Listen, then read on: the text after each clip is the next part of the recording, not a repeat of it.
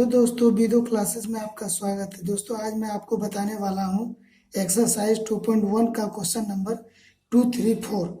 तो चलिए वीडियो को स्टार्ट करते हैं। क्वेश्चन 2 में दिया गया है, क्वेश्चन नंबर 2 में एक नंबर जो क्वेश्चन है उसमें दिया हो गया है कि निम्नलिखित में से प्रत्येक में एक्स स्क्वायर का गुणांक लिखिए।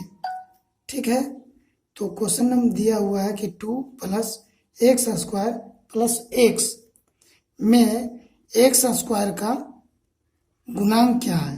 तो एक्स स्क्वायर का अगर जो हम गुणांक देखते हैं तो क्या है, 1 है। यानी कि एक्स स्क्वायर अगर जो लिखा हुआ है तो प्लस 1 मल्टीप्लाई एक्स स्क्वायर अगर जो करते हैं तो इसका गुणांक जो होगा वो क्या होगा, प्लस 1 होगा।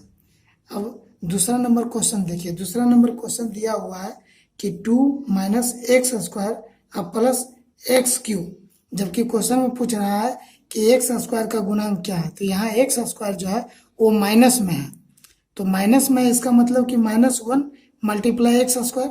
तो यहाँ पर जो एक्स स्क्वायर का गुणांक है वो -1 है। तीसरा नंबर क्वेश्चन देखते हैं। तो तीसरा नंबर क्वेश्चन दिया हुआ है कि π/2 multiply X square plus X. तो इसमें अगर जो देखा जाए तो एक्स स्क्वायर का जो गुणांक है, कोफिशिएंट जो है वो π/2 है। फिर जाकर के चौथा नंबर क्वेश्चन अगर जो देखते हैं तो चौथा नंबर जो क्वेश्चन है उसमें दिया हुआ है √2 मल्टीप्लाई एक्स स्क्वायर एक्स -1। तो इसमें देखा जाए तो इस बहुपद में जो है एक्स स्क्वायर है ही नहीं, अर्थात एक्स स्क्वायर जब नहीं है तो एक्स स्क्वायर का गुणांक क्या होगा, 0 हो जाएगा। मतलब अगर जो लिखा जाए यहाँ √x मल्टीप्लाई एक्स -1 और प्लस एक्स स्क्वायर मल्टीप्लाई 0, तो देखेंगे कि एक्स स्क्वायर का जो मल्टीप्लाई है वो क्या है, 0, अर्थात गुणांक जो है वो 0 है। ठीक है, अब तीसरा नंबर क्वेश्चन देखते हैं। तो तीसरा नंबर क्वेश्चन में है कि 35 घात के द्विपद का और 100 घात के एक पदी का एक उदाहरण दीजिए। तो बोला है कि 35 घात के द्विपद यानी कि वैसा यानी बहुपद जिसमें कि 2 पद हो और उस 2 पद वाला बहुपद जो है उसका घात जो हो कितना हो, 35 हो। तो मान लेते हैं कि ax पर पावर 35 अब प्लस c। तो इसमें देखा जाए तो घात कितना है, इस बहुपद का घात जो है वो कितना है, तो 35 है। और इसमें देखा जाए तो 2 पद भी है, एक पद ये है एक पद ये है, ये कांस्टेंट है। तो कांस्टेंट में अगर जो देखा जाए तो मान ली मल्टीप्लाई में अगर जो है तो 100 पावर 0 है। ठीक है, फिर दूसरा देखते हैं। दूसरा कह रहा है कि 100 घात के एक पदी का एक उदाहरण दीजिए। तो 100 घात के एक पदी को देखा जाए तो मान लेते हैं कि ax पर पावर 100। तो इस एक पदी में अगर जो देखा जाए तो घात कितना है, घात जो है वो 100 है। तो इस प्रकार 3 नंबर क्वेश्चन हो गया और 2 नंबर क्वेश्चन। अब है क्वेश्चन नंबर 4, निम्नलिखित बहुपद में से प्रत्येक बहुपद का घात लिखिए। तो घात, पहला नंबर तो देखना चाहिए कि घात किसे कहते हैं। घात किसे कहते हैं यानी कि कोई भी बहुपद में बहुत सारा टर्म होता है। मान ली एक घातीय एक पदी बहुपद है, 2 पदी बहुपद है, त्रिपदी बहुपद है। तो उन बहुपद में जो सबसे बड़ा यानी कोई पद पे जो घात होगा वो उस पूरे बहुपद का क्या हो जाएगा, घात हो जाएगा। तो 4 नंबर का जो क्वेश्चन नंबर 1 है उसमें देखिए कि 5x³ प्लस 4x स्क्वायर और प्लस 7x। तो इसमें जो है 5x³ है प्लस 4x स्क्वायर है प्लस 7x है। तो x पर पावर यहाँ पर कुछ नहीं है तो 1 है, जबकि यहाँ पर x है 2 और यहाँ पर x पर पावर कितना है, 3 है। तो इस पूरे बहुपद का जो घात होगा, घात जो होगा वो कितना होगा, 3 होगा। फिर जाकर के आप देखिए दूसरा नंबर क्वेश्चन। दूसरा नंबर क्वेश्चन दिया हुआ है 4 माइनस y का स्क्वायर।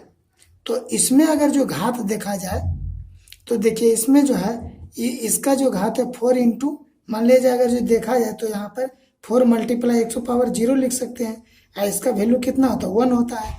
तो 4 मल्टीप्लाई 1 तो 4 ही होगा और माइनस y पर पावर 2, तो यहाँ पर 0 है, यहाँ पर 2 है, तो इन दोनों में घात जो होगा इस बहुपद का वो कितना हो जाएगा, 2 हो जाएगा। ठीक है, फिर जाकर के तीसरा नंबर क्वेश्चन देखिए। तीसरा नंबर क्वेश्चन में देखते हैं कि 5t माइनस 7 रूट 7 है, तो इसका अगर जो देखा जाए इस बहुपद का घात, तो इस बहुपद का घात जो होगा वो कितना होगा, 1 होगा, क्योंकि t पर पावर कितना है, कुछ नहीं है तो +1 है, और रूट 7 है, तो रूट 7 को हम लिख सकते हैं root 7 minus root 7 multiply t पर पावर 0, और t पर पावर 0 का वैल्यू कितना होता है, 1 होता है, तो रूट 7 मल्टीप्लाई 1 अगर जो करते हैं तो कितना होगा, माइनस रूट 7 ही हो जाएगा। अर्थात इस पूरे बहुपद का अगर जो घात देखा जाए तो कितना है, तो 1 ही है। ठीक है, फिर जाकर के 4 नंबर क्वेश्चन देखते हैं। 4 नंबर क्वेश्चन में अगर जो देखते हैं